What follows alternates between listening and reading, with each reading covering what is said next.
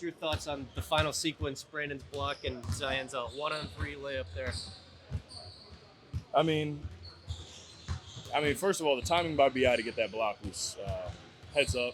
Awesome play by him. But then, honestly, a lot of the credit goes to Willie as well for not calling a timeout. A lot of coaches call a timeout in that situation and draw something up, but he saw one of our best players have the ball with the head of steam, and Z did what Z does. I don't know what to tell you.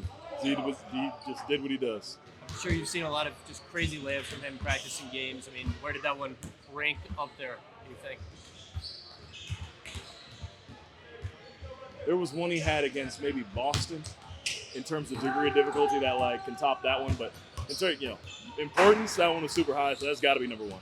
Got to be.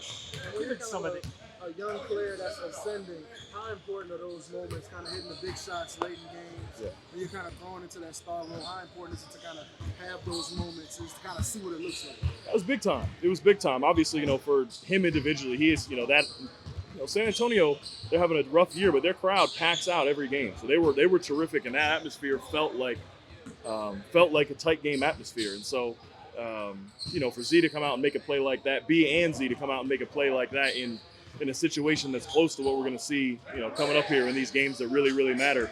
It's big time. It's big time for him. It's big time for us as a team. Big time for both parties' confidence. Yeah, can that be meaningful going forward? I know there's been some fourth quarter late issues.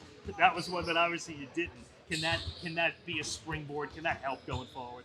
Yeah, I mean, we went in there and did what we were supposed to do.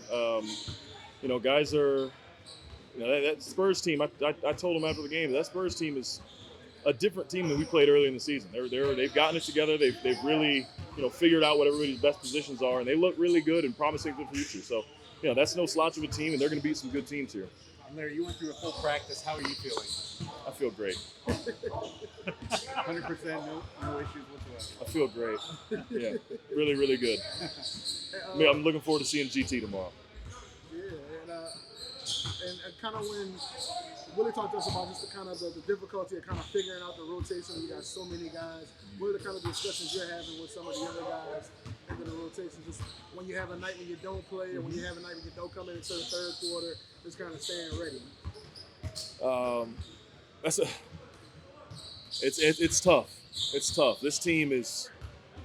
I feel like every other day I'm looking at somebody play or looking at somebody at the gym or watching them shoot and going like, man, Jose's really good.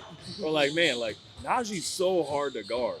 Or Hawk don't miss. We have guys that on a night-to-night basis may get DNP's coach decisions, and that should be playing rotation minutes. And it's a fair but not equal league. Sometimes that's just the reality. Is you're really good and you're going to be ready when the time calls and be great, but for the time being, we need a different guy at this time, or we need defense on the court. We need shooting on the court. So we have guys that can step in and really, Jose changed. Without Jose, I don't know if we win that game. Jose changed everything. A few games before that, Hawk hadn't played in a long stretch and came out, against those two Dallas games and was, solidified himself in the rotation. Naji's been huge for us this year. Dyson's been great. Matt Ryan's leading the league in three-point percentage almost. We have guys that are really, really, really good players and talented players that deserve to play. We just have an embarrassment of riches. And, that's a gift and a curse. So, I'm saying those guys' ears, CJ's saying those guys' ears about staying ready, and that, whether you feel watched, you're always watched, whether it's by your own team or someone else's. So, we're making sure these guys stay locked in, stay focused, and because their time will come. I don't know when, but their time will come. We've seen Dyson lock up plenty of players since he's entered the league. But what stood out to you about him, the way he went up against Victor Wembanyama, and it held him? No, it was great. It was great. Obviously, Dyson's versatility defensively is such a huge weapon for us. Him and Herb are, massive on that end. But, that's growth for him. A guy that you can put on De'Aaron Fox and slow him down.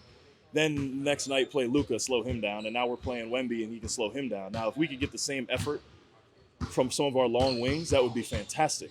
I feel like we've got to hide a few guys on the court and, really make sure we keep them out of defensive possessions, But, it is what it is. They're learning. Anybody in particular you speaking of? No one in particular. All right, No one in Larry. particular. No one in particular. I'm here to relieve you. Thank you. I'm here to relieve you.